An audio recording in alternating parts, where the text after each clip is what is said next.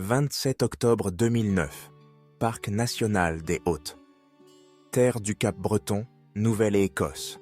Une voix tremble lors d'un appel au 911. Il y a une fille sur le sentier. Elle est couverte de sang. Taylor Mitchell faisait de la randonnée seule.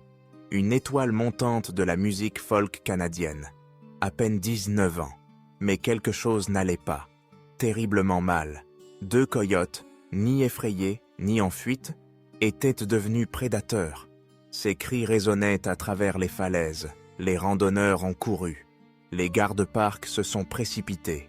Mais au moment où l'aide est arrivée, les blessures de Taylor étaient catastrophiques. Elle deviendrait la seule adulte jamais tuée par des coyotes au Canada. Qu'est-ce qui a causé cette attaque sans précédent? Et qu'est-ce que cela signifie pour notre relation avec la nature sauvage? Elle ne cherchait pas la célébrité. Elle cherchait la vérité. Taylor Mitchell n'était pas un nom connu lorsque, cet après-midi d'octobre, elle s'est engagée sur le sentier Skyline. Mais elle était en route. Son premier album, For Your Consideration, venait tout juste de sortir. Il était brut, lyrique et indéniablement sien.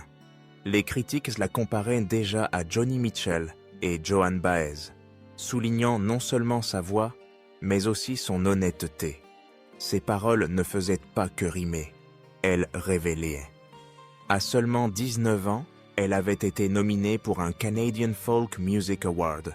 Sa tournée d'automne l'avait menée de l'Ontario jusqu'aux Maritimes. Des salles modestes, des scènes indépendantes, rien de glamour. Mais pour Taylor, chaque étape nourrissait quelque chose de plus grand. Elle faisait ce qu'elle aimait, à sa manière. Mais ce n'était pas que la musique. Taylor avait une relation profonde avec la nature. Elle en tenait un journal, elle y trouvait du réconfort. Elle préférait les randonnées en solo, les espaces calmes, les sentiers balayés par le vent. La nature l'aidait à écrire. Elle l'aidait à respirer. Et pendant cette tournée, lors d'une pause entre 2 concerts, elle choisit les Highlands du Cap-Breton, un endroit dont on lui avait dit qu'il était l'un des plus beaux au monde. Elle ne s'était pas trompée. Le sentier Skyline, perché haut au-dessus du golfe du Saint-Laurent, est à couper le souffle.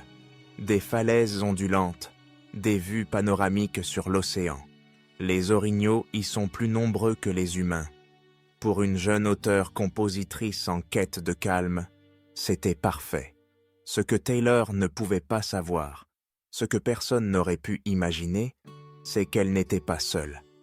Dans les broussailles, 2 coyotes la regardaient, plus grands que la normale, plus audacieux, et, comme il s'est avéré, bien plus dangereux que quiconque n'avait jamais documenté au Canada.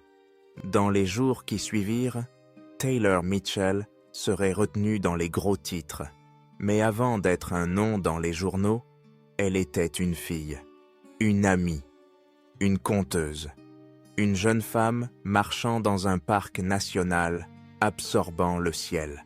À peine 19 ans, à peine au début, et le monde n'entendrait jamais ce qu'elle allait écrire ensuite. Avant de devenir une, Taylor Mitchell était une fille avec un carnet rempli de paroles, et un cœur plein de questions. Née à Toronto en 1990, Taylor Ashton. Mitchell a grandi dans un foyer où les arts n'étaient pas seulement encouragés, ils étaient fondamentaux. Sa mère, Emily, était enseignante et actrice, et elle a nourri la curiosité de Taylor dès son plus jeune âge. La musique, la poésie, le théâtre, tout faisait partie de la vie quotidienne. Taylor absorbait tout cela comme de l'oxygène. Mais ce n'est qu'à l'adolescence que son identité de compositrice a commencé à se dessiner. Elle s'est inscrite à l'école des arts d'Etobicoke, où elle a étudié le chant jazz.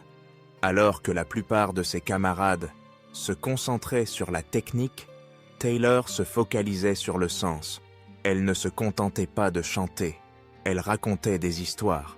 Ses pairs et ses professeurs la décrivaient comme exceptionnellement mature, ancrée, empathique, pas bruyante mais présente, Elle ne visait pas les charts grand public.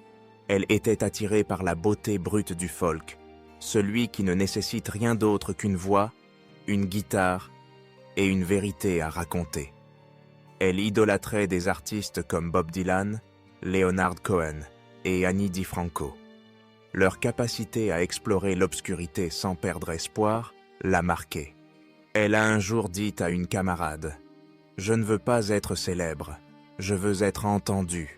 Le premier album de Taylor, sorti indépendamment en 2009, reflétait cette philosophie. For Your Consideration était épuré, réfléchi, chargé de questions sur l'amour, l'identité et la croissance. Les critiques ont salué sa confiance et sa clarté, rares pour quelqu'un qui n'avait pas encore quitté l'adolescence. Mais Taylor n'était pas qu'une interprète, elle était une chercheuse.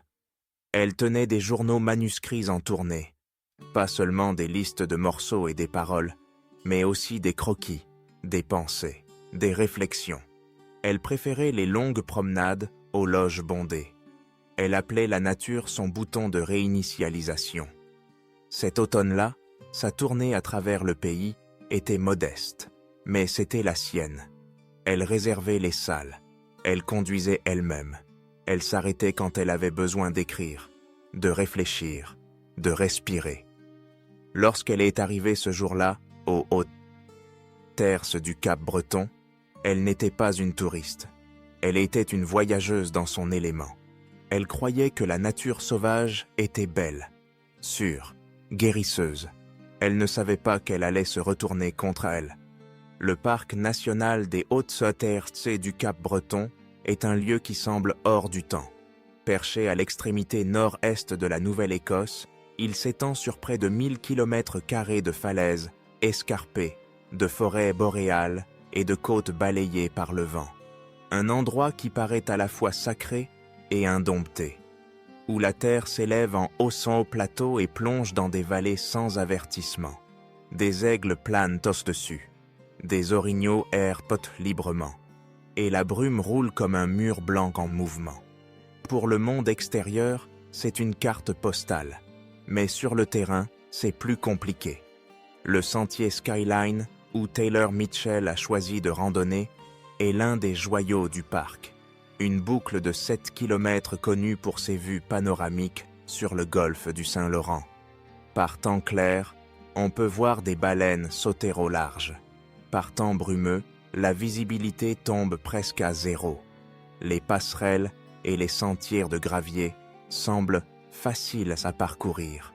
Mais le sentier traverse un territoire où la nature agit selon ses propres règles. C'est un espace qui offre paix et isolement. Fin octobre, la plupart des touristes sont partis. La température baisse, le vent se lève. Le personnel du parc se fait plus rare. Les sentiers deviennent plus calmes, plus vides.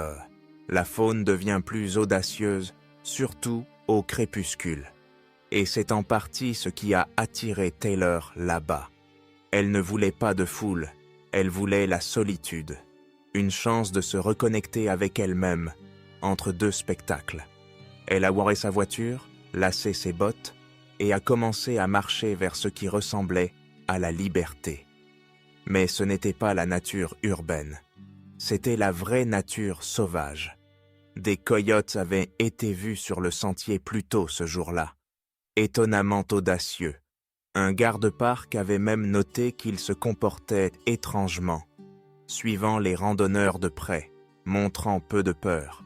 Pourtant, il n'y avait aucune fermeture, aucun panneau d'avertissement, aucune raison de croire que ce sentier, entretenu, balisé et aimé, pourrait devenir mortel. Parce qu'aux hautes terres du Cap-Breton, le danger ne porte pas de panneau. Il se déplace dans les broussailles, silencieux et rapide. Taylor a parcouru le sentier comme beaucoup avant elle, mais quelque chose dans cet écosystème était en train de changer. L'équilibre entre l'humain et le sauvage, la proie et le prédateur, avait silencieusement commencé à pencher. Et bientôt, elle allait se retrouver directement sur son chemin. Ce qui a traqué Taylor Mitchell dans les bois ce jour-là n'était pas seulement un coyote. Ce n'était pas un loup non plus. C'était quelque chose entre les deux. Un hybride apex que l'évolution a façonné discrètement pendant que personne ne regardait. Les coyotes de l'Est, parfois appelés coy wolves, ne sont pas les mêmes créatures qui hurlaient autrefois sur les plaines de l'Ouest. Ces animaux sont plus grands, plus forts et bien plus imprévisibles. Il y a des décennies, alors que les coyotes s'étendaient vers l'Est, ils ont commencé à s'accoupler avec des loups de l'Est et, dans une moindre mesure, avec des chiens domestiques. Le résultat, un nouvel animal, légèrement plus grand qu'un coyote, plus sociable, plus adaptable et bien plus confiant en présence des humains. Ils peuvent peser jusqu'à 20 kilos, avec de longues pattes, des mâchoires plus épaisses et un pelage plus dense, une silhouette fantomatique dans les broussailles. Les scientifiques estiment qu'ils sont environ 60% coyotes, 25% loups et 15% chiens. Et contrairement à leurs cousins de l'Ouest, ces coy wolves ne se contentent pas de charogners, ils chassent en meute. Ce cocktail génétique leur a donné un avantage mortel: intelligence, discrétion et audace. Ils ont appris à prospérer dans les forêts, les champs et même les parcs urbains. Dans certaines villes, on les a vus trotter le long des voies ferrées ou glisser dans les ruelles sous le couvert de l'obscurité. Mais leur succès a eu un prix. Ils ont commencé à perdre leur peur des humains. Dans la plupart des cas, les coyotes évitent les gens. Mais dans l'est du Canada, où les proies naturelles se font plus rares et où les espaces humains empiètent sur la nature sauvage, cette frontière a commencé à s'estomper. Les rencontres sont devenues plus fréquentes. Dans de rares cas, l'agressivité a suivi. Pourtant, une attaque mortelle, c'était inconnu jusqu'alors.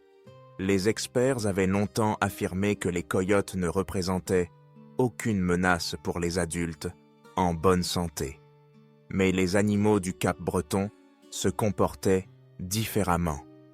Plus audacieux, observateurs, prêts à tester les limites. Et voici la vérité troublante. L'hybridation ne modifie pas seulement l'apparence, elle peut remodeler l'instinct. Ces coy wolves ne sont pas apprivoisés, ce ne sont pas des animaux de compagnie, ce sont des survivants, évolués à la frontière de l'empiètement et de l'opportunité. Pour eux, Taylor Mitchell n'était pas une menace, ils y ont vu une possibilité. Et ce qui s'est passé ensuite a forcé les scientifiques, les responsables des parcs et le public à se poser une question glaçante. Et si nous les avions sous-estimés depuis le début? Taylor Mitchell n'a pas été la première personne à voir des coyotes sur le sentier Skyline ce jour-là, mais elle a peut-être été la seule à en payer le prix ultime. Quelques heures avant l'attaque, le personnel du parc avait déjà reçu 2 signalements distincts. Des randonneurs avaient rencontré des coyotes au comportement étrange. Une femme a dit avoir été suivie, pas traquée en silence, mais ombragée. Elle s'est retournée plusieurs fois en s'attendant à ce que les animaux disparaissent. Au lieu de cela, ils sont restés sur place, trop pués, trop immobiles. Ce n'était pas de la curiosité, c'était un calcul. Un autre randonneur a mentionné qu'une paire de coyotes avait bloqué son chemin. Pas de manière agressive, mais pas non plus effrayée. Il a dû crier et agiter un bâton avant qu'il ne bouge. Il a décrit ce moment comme étrange, un malaise intuitif, ce genre de sensation qu'on ne peut pas vraiment expliquer avant qu'il ne soit trop tard. Ce ne sont pas des histoires isolées. Au cours des semaines précédentes, les gardes du parc avaient remarqué un schéma. Les coyotes devenaient plus visibles, plus territoriaux. Certains avaient été vus, en train de fouiller les abords des sentiers. L'un d'eux avait été signalé en train de poursuivre un cycliste près du parking. À chaque fois, le comportement s'intensifiait. centimètre par centimètre, incident par incident. Pourtant, aucun avertissement officiel n'était affiché à l'entrée du sentier Skyline ce matin-là. Pas de fermeture de sentier, pas de présence de garde. Dans un parc visité par des centaines de milliers de personnes chaque année, le silence peut donner un sentiment de sécurité. Mais les écosystèmes évoluent, les prédateurs s'adaptent et les avertissements non documentés peuvent disparaître dans le vent. Avec le recul, il est facile de se demander pourquoi personne n'a donné l'alerte. Pourquoi la gestion du parc n'est pas intervenue. Mais en 2009, l'idée que des coyotes, n'importe quel coyote, puissent tuer un adulte humain était presque inconcevable. Cette zone d'ombre a été fatale. Taylor a probablement croisé d'autres randonneurs ce jour-là, peut-être même certains qui avaient vu les animaux eux-mêmes. Mais elle a continué à marcher sans savoir qu'elle se dirigeait vers quelque chose d'inédit, quelque chose d'impensable. En quelques heures, les avertissements allaient se transformer en tragédie, et une jeune femme qui croyait en la paix des espaces sauvages allait devenir partie prenante d'une histoire qui allait briser des idées reçues, non seulement sur les animaux, mais aussi sur les risques que nous ignorons lorsque nous supposons que la nature est prévisible. Vers 14h45, le silence sur le sentier Skyline fut brisé. Un autre randonneur, marchant quelques minutes derrière Taylor Mitchell, entendit quelque chose d'étrange. Pas le chant des oiseaux, pas le vent, quelque chose de plus urgent, le craquement net et rythmique des broussailles. Puis un cri. Ce ne fut pas long, juste un seul cri paniqué, mais suffisant pour l'empêcher d'attraper froid. Il accéléra le pas, suivant le sentier, jusqu'à atteindre un virage près d'une portion ouverte de passerelles en bois. C'est alors qu'il la vit. Taylor, titubant, du sang sur les jambes, agitant un bras en désespoir de cause. Elle n'était pas seule. 2 coyotes l'encadraient, pas en cercle, en avance. Ce qui s'est passé dans ces premières 5 minutes reste en partie spéculatif. Mais d'après la médecine légale et les témoignages oculaires, les experts pensent que Taylor a été prise en embuscade par derrière.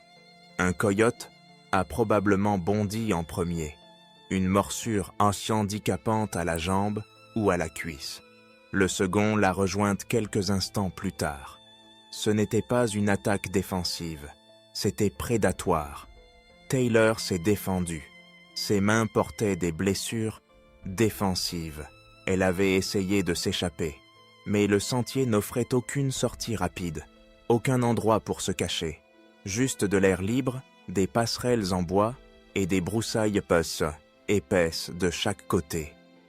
À 14h50, le randonneur qui l'avait vue avait couru en bas du sentier, cherchant de l'aide. Il n'y avait pas de réseau téléphonique, pas de poste de garde à proximité. Il arrêta un autre couple, qui sprinta vers le départ du sentier pour appeler le 911. Pendant ce temps, Taylor était encore consciente. Elle aurait réussi à se relever, essayant de marcher, mais s'effondra près d'une petite pente. Lorsque les secours arrivèrent enfin, les coyotes étaient toujours à sa proximité, tournant en rond, audacieux, refusant de fuir, même à l'approche des humains. Un coyote a dû être repoussé par des tirs de fusil. L'autre s'enfuit seulement après plusieurs avertissements. Taylor était gravement blessé.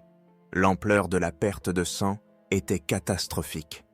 Jambes, bras, torse, tous portaient des perforations profondes et des déchirures. Sa respiration était faible, mais elle était vivante. Il ne s'était écoulé que 15 minutes depuis le premier cri. Les prédateurs étaient partis, mais les dégâts étaient déjà faits.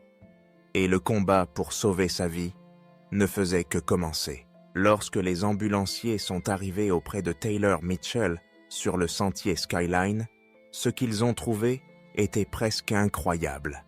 Elle était allongée sur le dos, semi-consciente, son sang imbibant le gravier et la végétation. Ses jambes avaient été déchiquetées. De profondes blessures par perforation couvraient ses bras, indiquant qu'elle avait tenté de se défendre à main. Nue contre les coyotes. Son visage était pâle. Sa respiration était superficielle. Elle était en train de faire un choc. Les premiers intervenants savaient qu'ils disposaient de quelques minutes, pas d'heures. Mais le parc national des Hautes Terres du Cap-Breton n'est pas comme une rue en ville. Il n'y avait pas d'évacuation médicale rapide, pas de sirène perçant les embouteillages, juste un sentier isolé au bord d'une falaise, à plusieurs kilomètres de la route la plus proche. Les ambulanciers ont effectué une stabilisation sur le terrain. Perfusion, oxygène, pansement compressif. Taylor sombrait dans l'inconscience puis en ressortait. Lorsqu'elle parlait, ses mots étaient confus. Elle essayait de comprendre ce qui s'était passé. Certains rapports disent qu'elle a murmuré un nom, d'autres qu'elle a demandé si elle allait mourir. À 15h25, ils ont commencé l'extraction lente. Elle a été placée sur une civière et portée le long du sentier étroit vers une ambulance qui attendait. Chaque secousse était atroce, chaque minute perdue était précieuse. À 16h03, l'ambulance est arrivée à l'hôpital régional de Chéticamp, mais sa tension artérielle chutait. Une hémorragie interne avait commencé. Les blessures étaient trop graves pour que la petite structure puisse les gérer. Un hélicoptère Life Flight a été dépêché, le seul moyen de l'emmener aux soins intensifs de traumatologie à Halifax, à des centaines de kilomètres. Au moment où l'hélicoptère s'est envolé, Taylor était de nouveau inconsciente. Les médecins du Centre des sciences de la santé, QI, attendaient. Ils étaient prêts à gérer un traumatisme massif. Mais même avec toutes les ressources disponibles, même avec tout le poids de la médecine moderne, il est devenu clair. Ils étaient en train de la perdre. Son cœur s'est arrêté juste après minuit. Elle avait lutté pendant près de 10 heures. Taylor Mitchell est morte d'une perte de sang et d'une défaillance organique causée par de multiples morsures. Elle est devenue la première, et à ce jour, la seule adulte confirmée tuée par des coyotes au Canada. Une jeune femme emportée par des animaux que personne ne croyait capable de tuer. Le sauvetage est venu rapidement, mais pas assez rapidement. La nouvelle de la mort de Taylor Mitchell s'est répandue avec une étrange forme d'incrédulité. Une jeune femme de 19 ans en bonne santé, attaquée et tuée non pas par un ours, un cougar, ni même des loups, mais par des coyotes. Cela ne semblait pas possible. Les gros titres, à travers le Canada, reprenaient tous la même expression stupéfaite. Attaque mortelle rare. Une jeune musicienne victime d'une attaque de coyote. Des prédateurs tuent une adolescente randonneuse.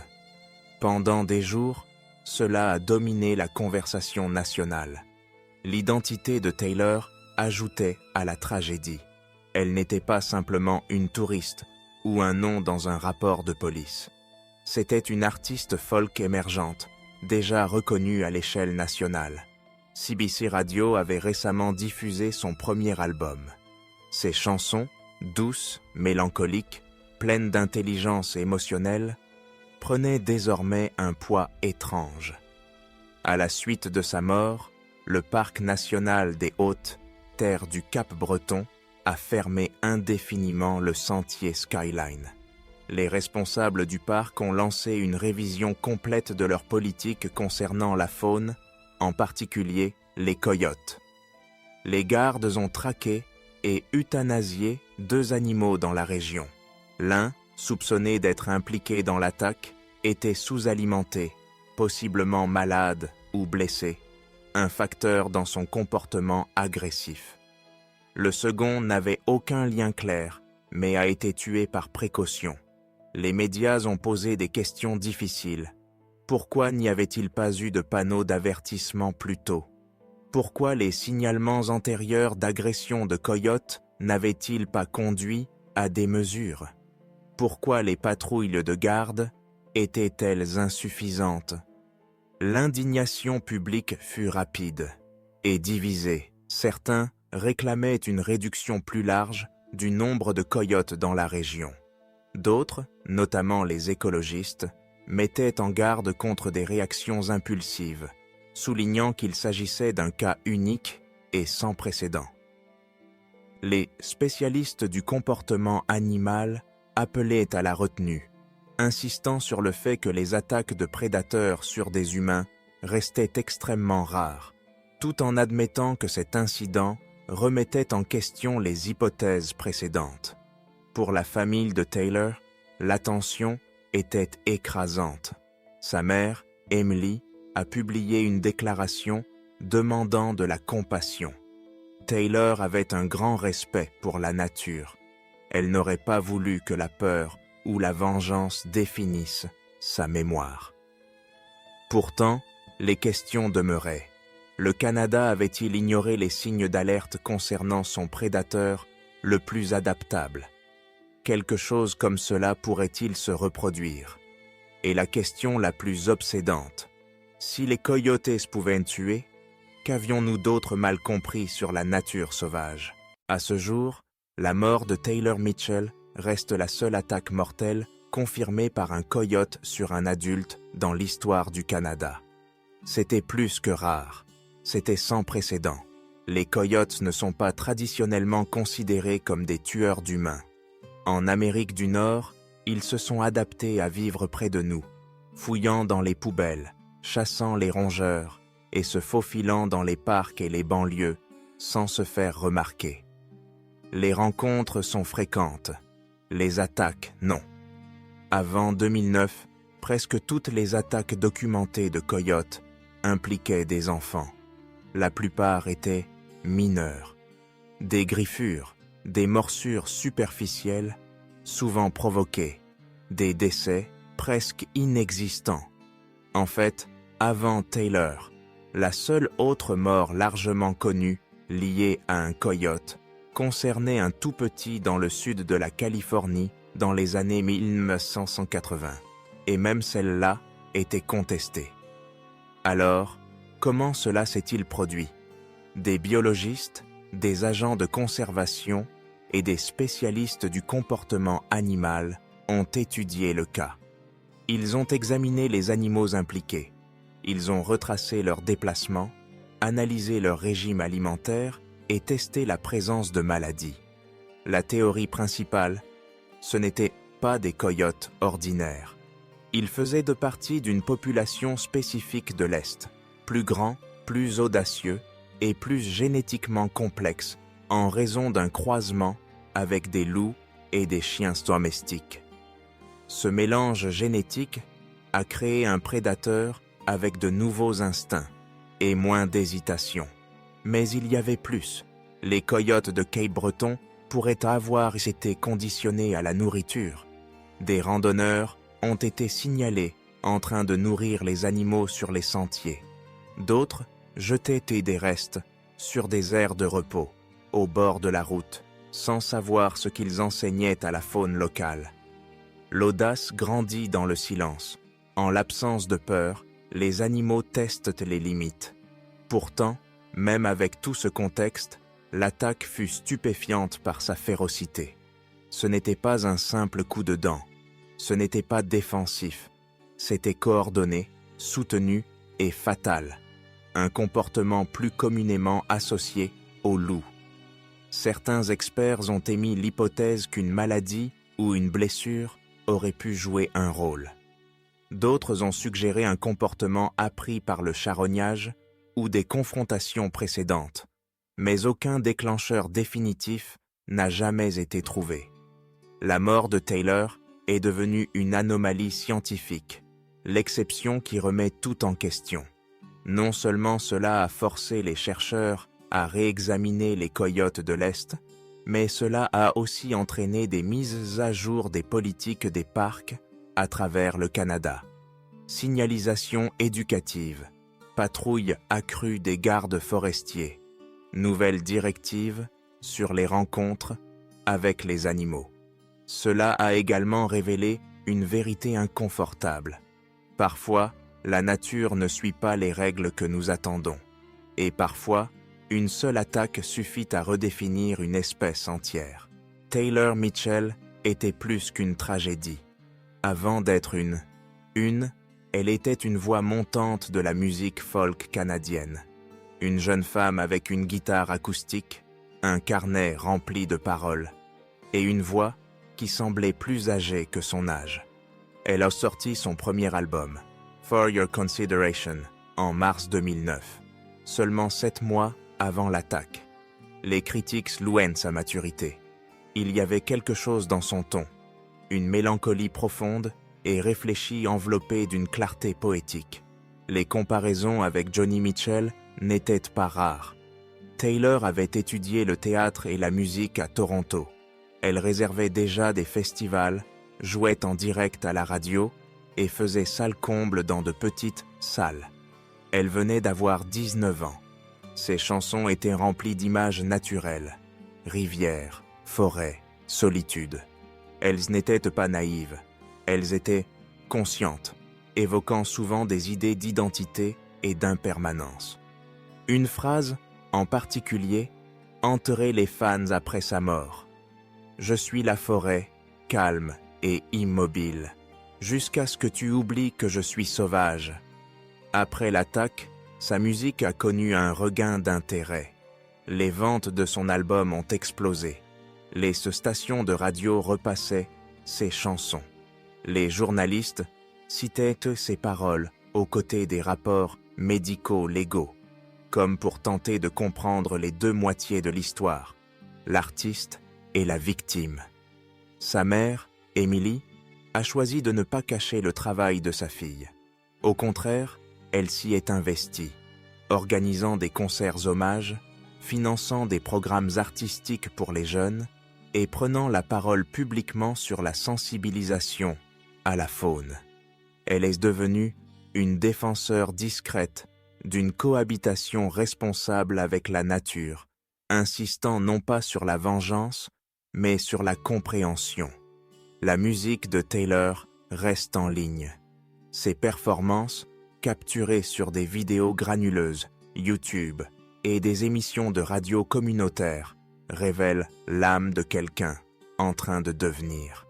Pas encore célèbre, pas encore affiné, mais réel et profondément prometteur. Au fil des ans, de nouvelles générations de jeunes artistes folk ont cité Taylor comme une influence posthume, non seulement pour son travail, mais pour la vulnérabilité qu'elle représentait.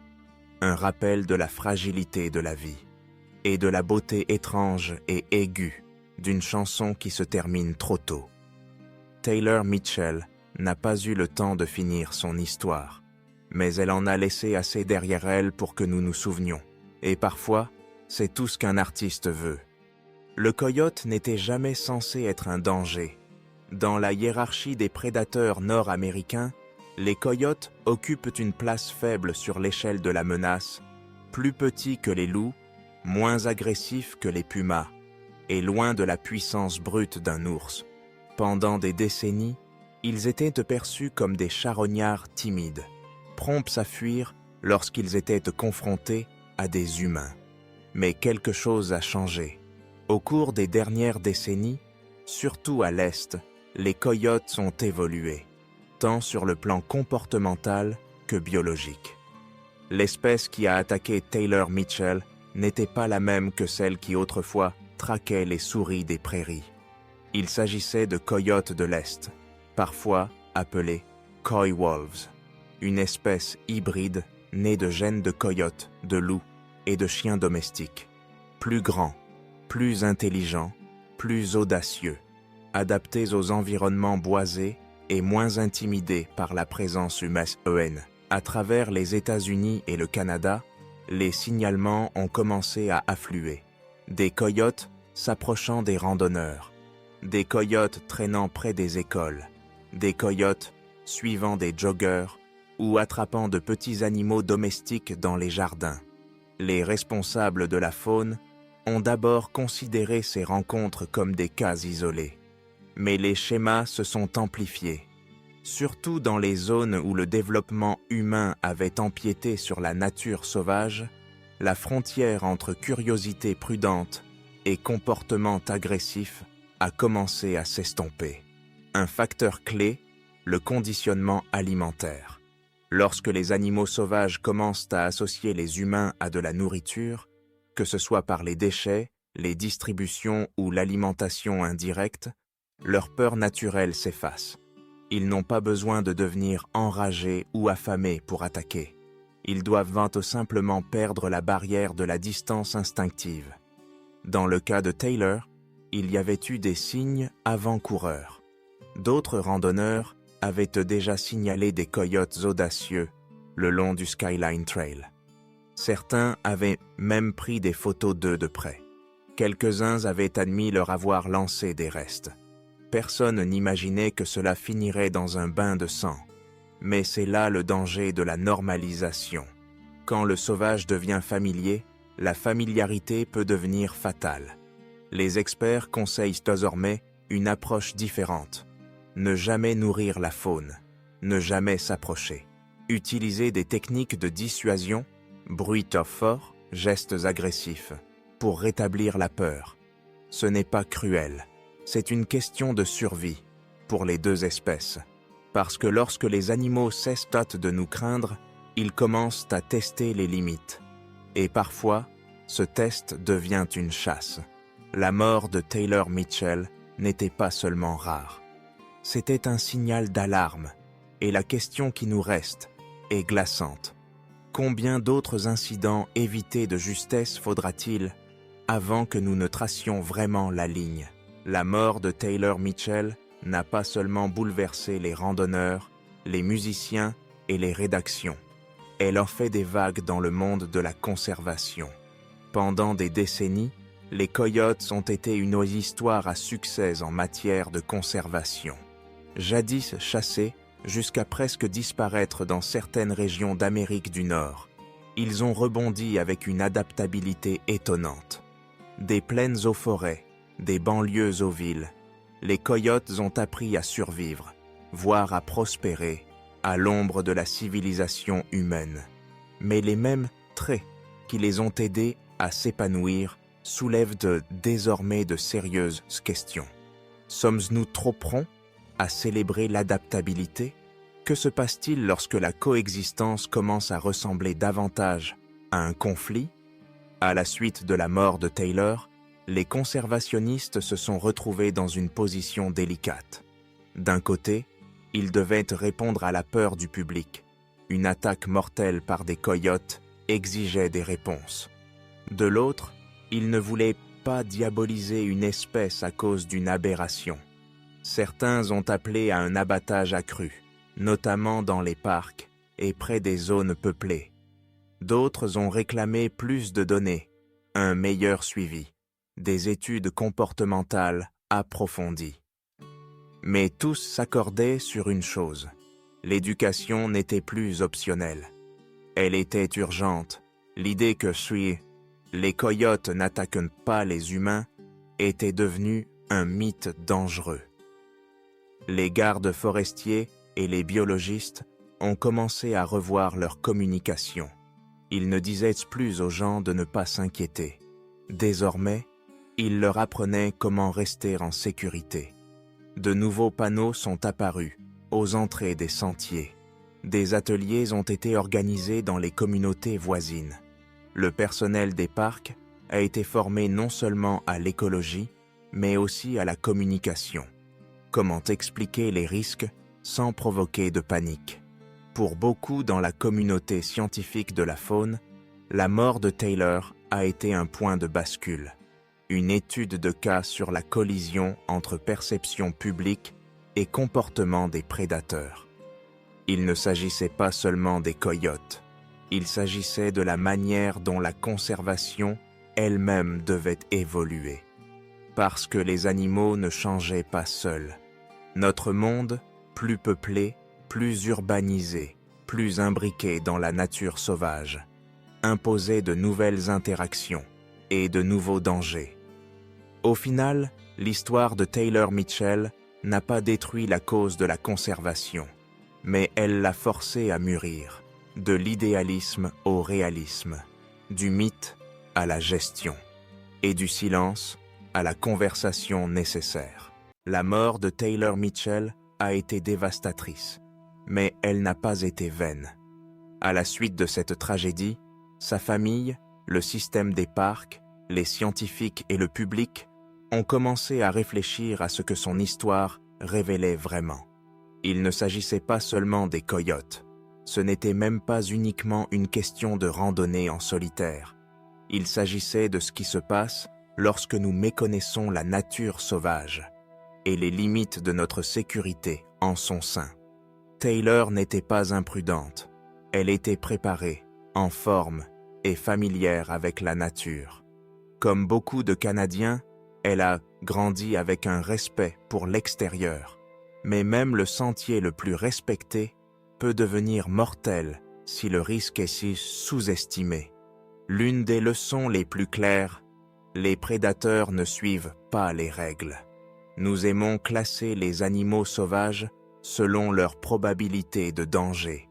Les ours sont dangereux, les coyotes ne le sont pas, mais le comportement, comme les écosystèmes, peut changer.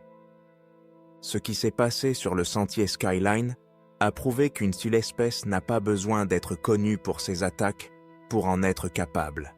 Une autre dure vérité, la solitude dans la nature a un coût. Taylor a fait de la randonnée seule, ce que font de nombreux amateurs de plein air. Mais la randonnée en solo limite vos options. Personne d'autre pour crier, pour effrayer un prédateur, pour appeler les à l'aide immédiatement. Dans les parcs isolés, le signal cellulaire est peu fiable, et quelques minutes peuvent faire la différence entre la vie et la mort. Son histoire a également rappelé aux gens que la nature sauvage n'est plus lointaine. Nous n'avons pas besoin de nous aventurer profondément dans l'arrière-pays pour rencontrer des animaux qui ont évolué pour nous éviter. Certains ne le font plus. Que ce soit par faim, habituation ou changement génétique, ils se rapprochent. Et pas toujours avec peur. La mort de Taylor est devenue une étude de cas difficile mais précieuse. Les protocoles de sécurité des parcs ont été mis à jour. L'éducation des randonneurs a été élargie. Les avertissements sont devenus plus précis. Soyez vigilants est devenu porter un moyen de dissuasion.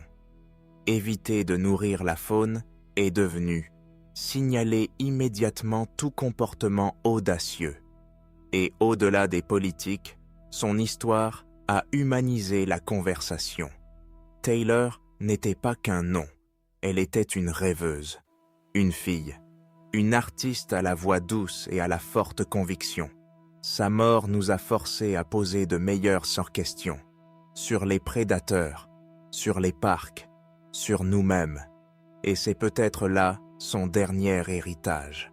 Au lendemain de la mort de Taylor Mitchell, les gros titres ont suscité une vague de peur.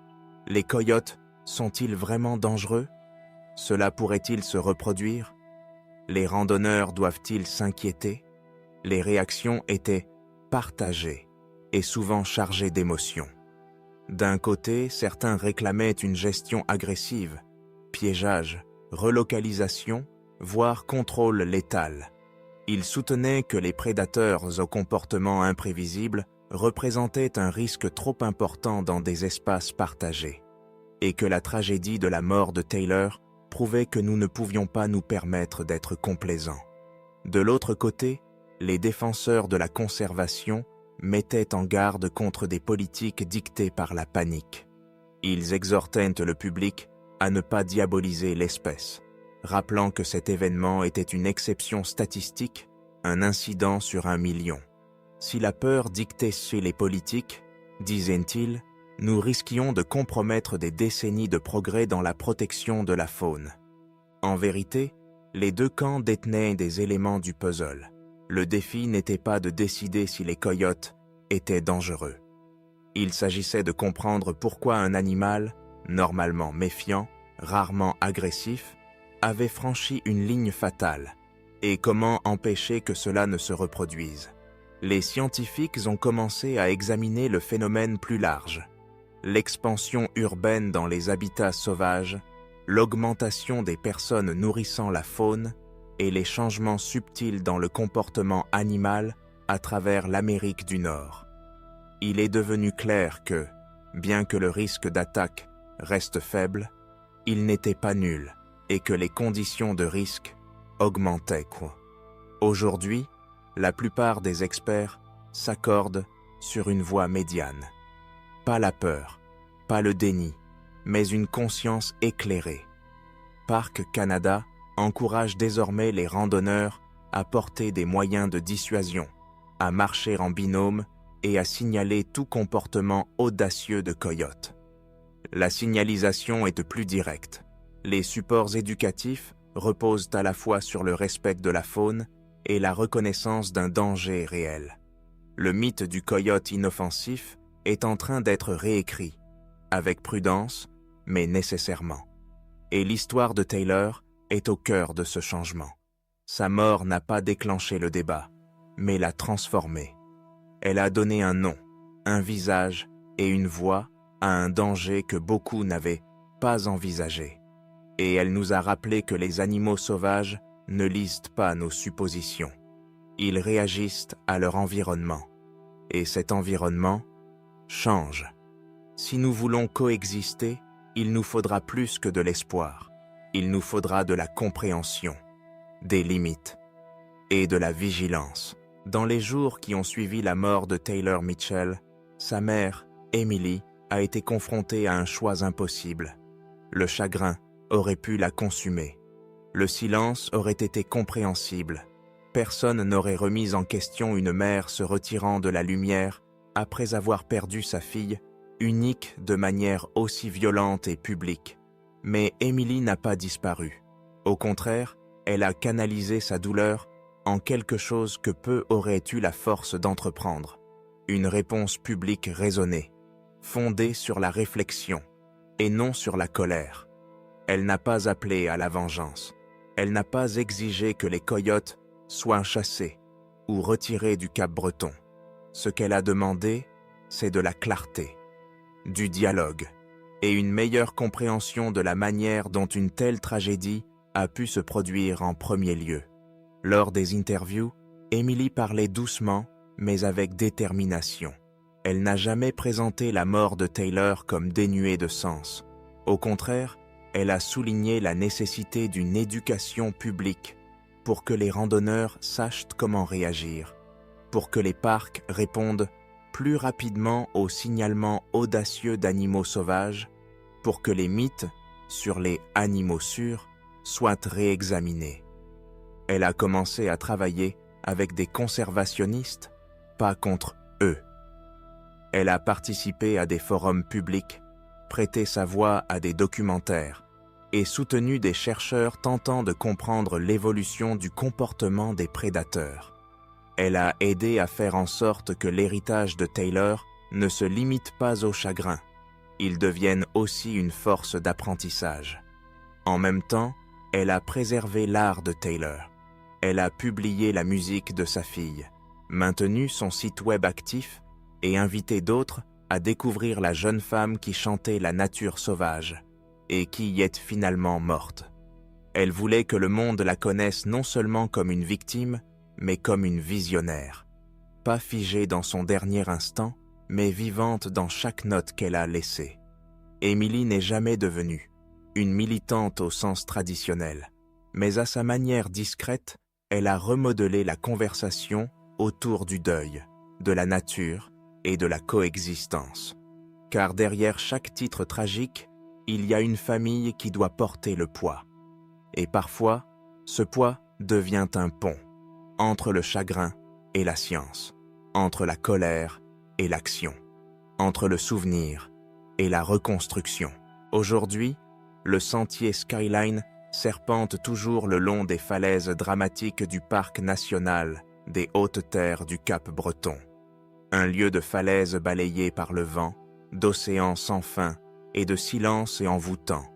Il reste l'une des randonnées les plus populaires de la Nouvelle-Écosse. Mais ce n'est plus seulement une destination de carte postale. Pour beaucoup, c'est devenu un mémorial. Les randonneurs passent devant une petite plaque près de l'entrée du sentier. Elle porte le nom de Taylor Mitchell, un rappel que la nature sauvage, aussi belle soit-elle, a un poids. Sa mort a peut-être été statistiquement rare, mais son impact a transformé la sécurité du parc de manière réelle et visible. Depuis 2009, les autorités du parc ont apporté plusieurs changements. Les observations de coyotes sont désormais officiellement enregistrées et catégorisées selon leur comportement. Un regard fixe, un suivi, une approche.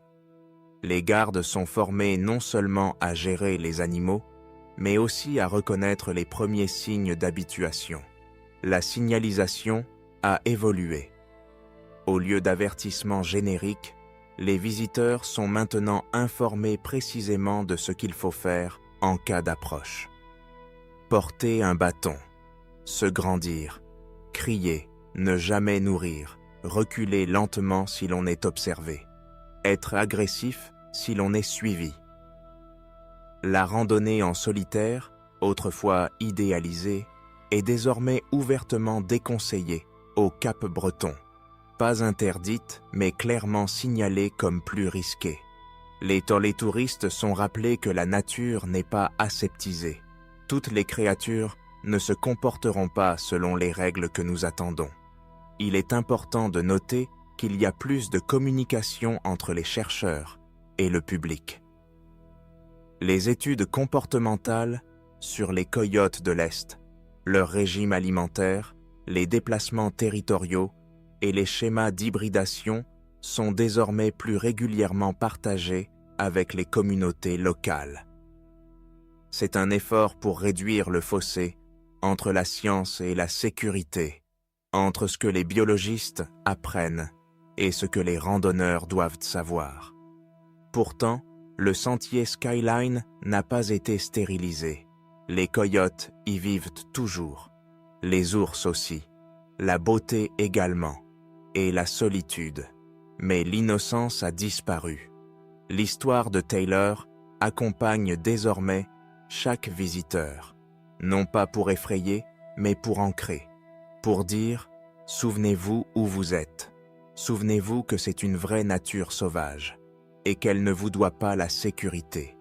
Le Cap-Breton est toujours ouvert. Le sentier continue de courir vers l'ouest, en direction de la mer. Mais chaque pas porte désormais une ombre, un avertissement, une question et une vie qui devrait encore chanter. Elle n'avait que 19 ans, une chanteuse, une fille, une voyageuse lors de sa première tournée nationale. Et un après-midi d'octobre, Taylor Mitchell est entrée dans les bois, seule, vivante, inconsciente, et n'en est jamais ressortie. Sa mort n'a suivi aucun schéma. Ce n'était pas une tendance croissante.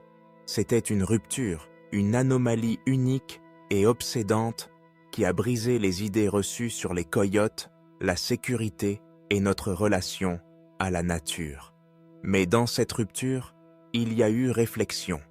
Nous avons été forcés de confronter ce que nous choisissons d'oublier, que la nature sauvage, malgré toute sa beauté, reste indifférente, que la frontière entre l'humain et le prédateur n'est pas toujours aussi solide que nous l'imaginons, et que la jeunesse, le talent et la bonté n'offrent aucune protection contre l'instinct. La voix de Taylor continue de vivre, pas seulement dans sa musique, mais dans l'avertissement qu'elle a laissé derrière elle. Un avertissement qu'elle n'a jamais voulu donner. Un héritage écrit dans le sang et rappelé par des panneaux de prudence et des chansons silencieuses. Alors si vous empruntez ce sentier, ou n'importe quel sentier, emmenez-la avec vous. Connaissez son nom. Et souvenez-vous, elle n'était pas imprudente, elle n'était pas faible, elle n'avait que 19 ans. et elle faisait une randonnée seule.